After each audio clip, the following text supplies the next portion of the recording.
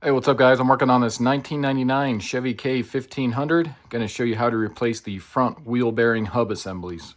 So the first thing you're going to want to do is jack up the front end. I'm just going to do one side at a time. I'll probably only record one side as well because it's going to be the same exact procedure on the other side.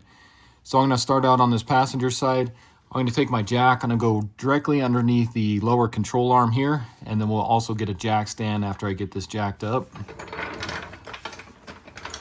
So I'm just going to go right in the center of the lower control arm right here.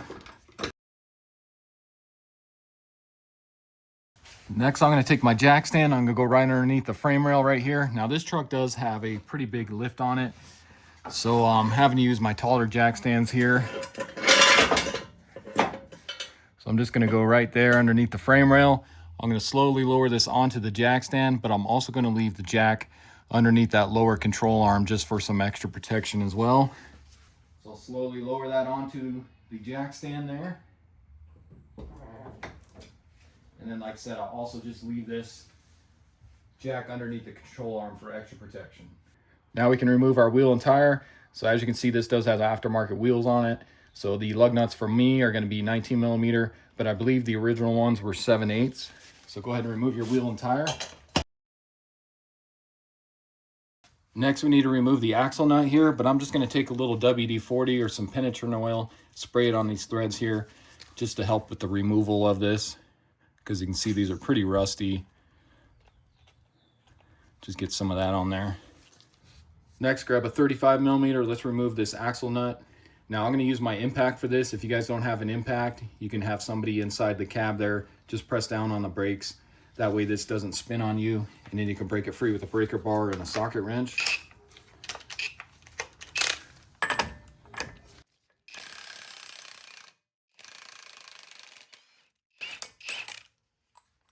And then just pull that off.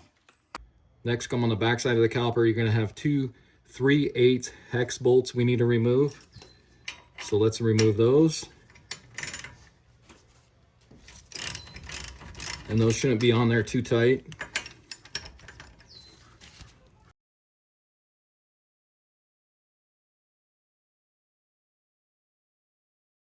And you shouldn't have to fully remove these, just kind of slide these out a little bit here.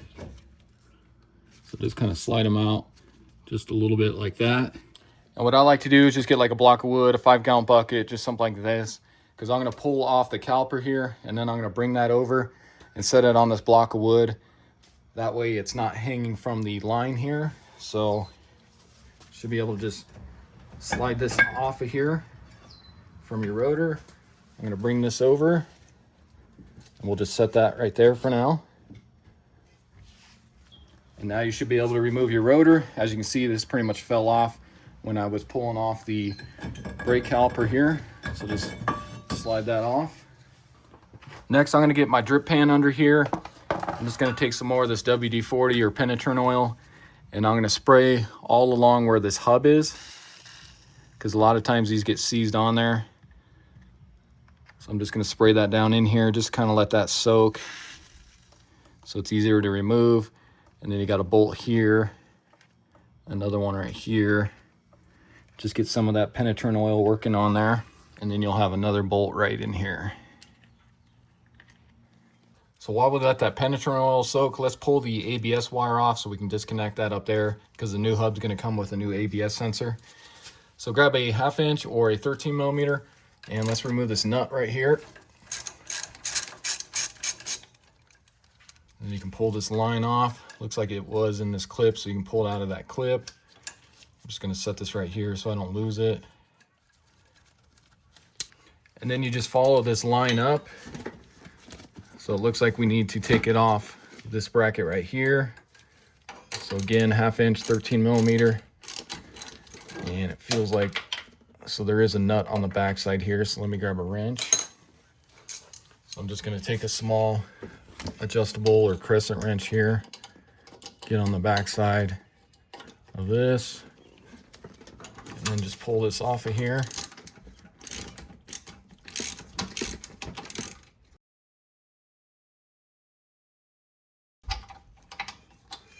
There's the nut.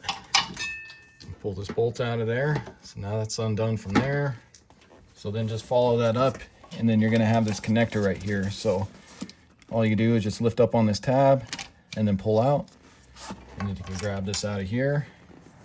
Now we can remove the hub bearing assembly. So what you're gonna do is, you notice you got 3 holes right here. So you're just gonna rotate this to where you can see all 3 of those bolts holding your hub bearing on. Those are gonna be 15 millimeter. So let's remove all 3 of those 15 millimeter bolts. So you can just stick your socket in between here.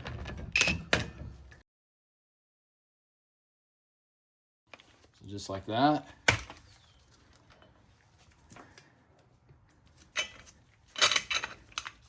And pull out these bolts here, and then just watch this dust shield here. And remember how that's oriented, so we can put that back on the same exact way. And you can see there is a little washer on each one of these bolts here. So you can pull this dust shield off. Now we should be able to pull this out. Sometimes these will be seized on there pretty good, and you may have to hit it with a hammer, or you can use a slide hammer with the hub attachment, and then use the slide hammer to get this to come outward. But this one, as you can see, it's pretty much just falling out of there, so that's good. Just pull this out off your CV axle there, and then just watch your ABS wire here. Next, I'm just going to take my rag here and just try and clean up some of this in here. I'm going to use my wire wheel as well, just to clean up some of this rust, so we get a good flat surface on this. So I'll just take a rag, get some of this crud off of here. So I'm just going to take my wire wheel, just go along here. You can use a wire brush if you want to, and then I'll just kind of go inside here just to clean some of that up as well.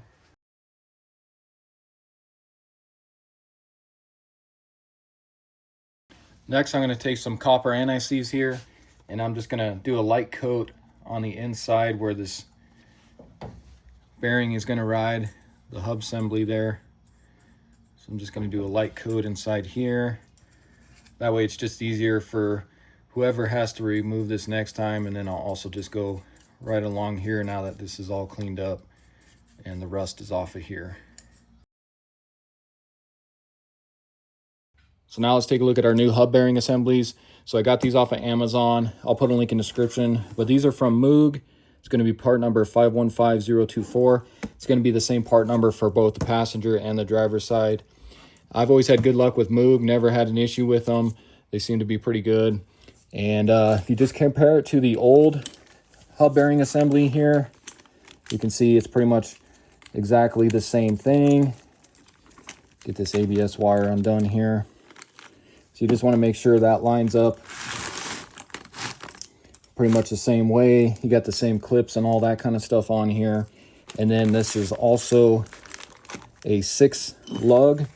As you can see, same with the old one here. So same thing, because some of these came with the 8 lug, but this one is the 6 lug. So again, like I said, I'll put a link in the description for these. And I think we're ready to get this on. So before we get our hub bearing in here, I did clean up these threads just a little bit. And what I like to use, just a little bit of thread locker on here. Just the blue stuff works just fine. You don't need too much, just a little bit. I just put a little bit on the threads here. So then grab your new hub bearing, and then just pay attention to where your ABS line is. That's going to go about the 2 o'clock position. That's where the old one was. So we'll just kind of get this up here out of the way. Let's get this slid onto our CV axle. And then you can line up your holes here to where your ABS line is right there. Get your CV axle slid through here, just like that. And then you can grab your bolt here, the one that goes down here. You can get that one started in there first. And then you can grab your dust shield, because that's going to go in front of these 2 bolts here on this side. That's going to cover your ABS sensor there. We have to move this just a little bit and get the rest of these 2 15 millimeters started in here.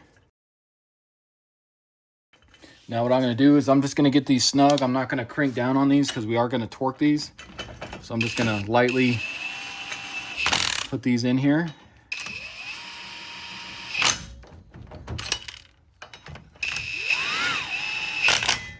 So about like that.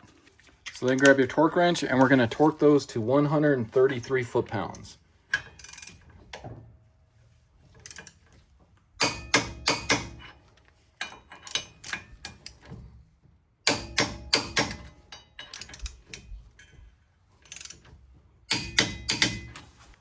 Now we can get our ABS line put back on. So I'll pull off this 13mm nut, and then this is supposed to fit over that just like that, but as you can see, this bracket must be backwards or something. So I'm just gonna do it like that, and that'll be totally fine. Get this on here, tighten that up with my 1/2 inch or 13mm. Let's get that on there, and then you can get this into that little bracket there. And I think what I'll do is I'll just kind of bend this downward, just something like that, so that's not sticking up too far. So now we can get this back into place. So yours might be just a little bit different on how this is, just because this has a lift. So I think this bracket came with the lift that was on this truck. So yours might be just a hair different. But I think what I'm gonna do is I'm gonna get this plugged in first. So I'm gonna plug this in.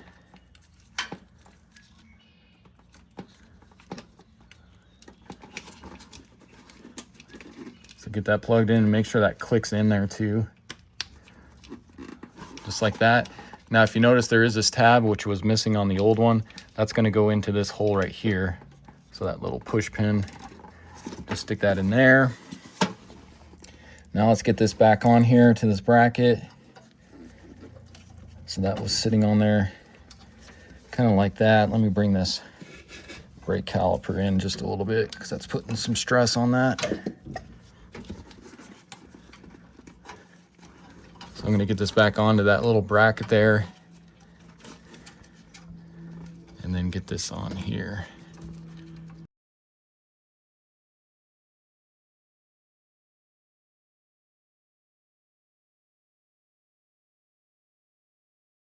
So now if you notice, there is this clip here, which I'm assuming this is gonna go on the brake line here. The old one, this one was missing, so I'm not exactly sure how this one was on there. I'm assuming it kind of maybe something like that, where this goes on the control arm. But as you saw, the old one, it was clipped into here. So I think what I'm gonna do is just remove this and just use the original one that was on here, just like that. Now we can get our rotor put back on, but before I do that, I'm just gonna use some more of this anti-seize. Just put a light coat just around here on this brand new hub. That way it doesn't seize on there. And again, just easier for the next person that has to remove the rotor here. So just a thin coat. And then you can get your rotor put back on. So just slide that over. And what I like to do, just put one or two of the lug nuts back on here just to hold this rotor, keep it from falling. That way it's easier once we put our caliper back over the rotor. So just like that. And I'm just gonna take some brake cleaner here, just clean this rotor, because you can see there's a little bit of grease there, probably from my hands. Just wanna make sure this is nice and clean before we put our caliper back on here with our brake pads. Now we can get our brake caliper put back over our rotor. So I'll bring this back around. We'll slide this over the rotor.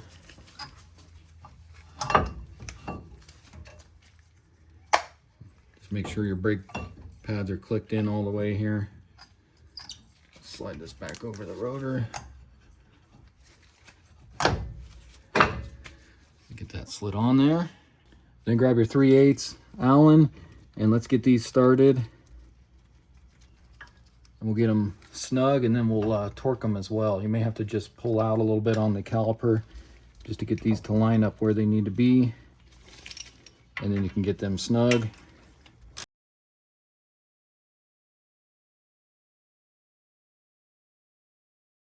Then grab your torque wrench. You're going to torque those to 38 foot-pounds.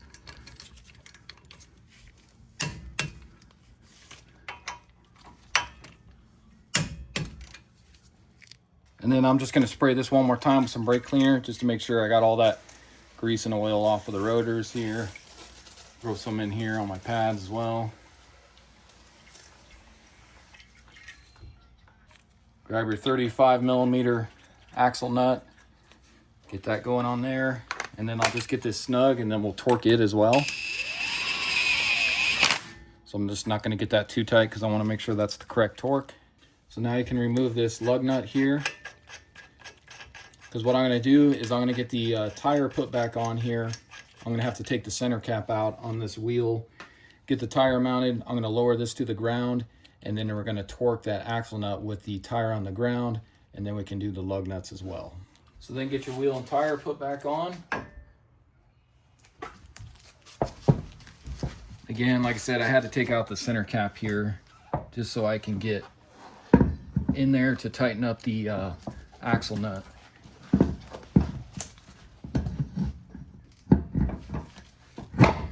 So what I'll end up doing is having to pull this tire back off just to get the center cap back on, but no big deal. So let's get all these on. We'll get these tightened. So now I'll jack this up. We'll get that jack stand out of there. So then grab your torque wrench, and we're going to torque that axle nut to 177 foot-pounds. So quite a bit.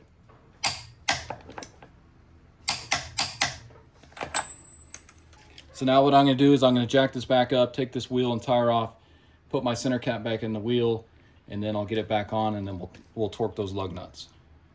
So now I got the center cap back on and the tire lowered back down. So now we can torque these lug nuts to 140 foot-pounds. Just go in a crisscross pattern.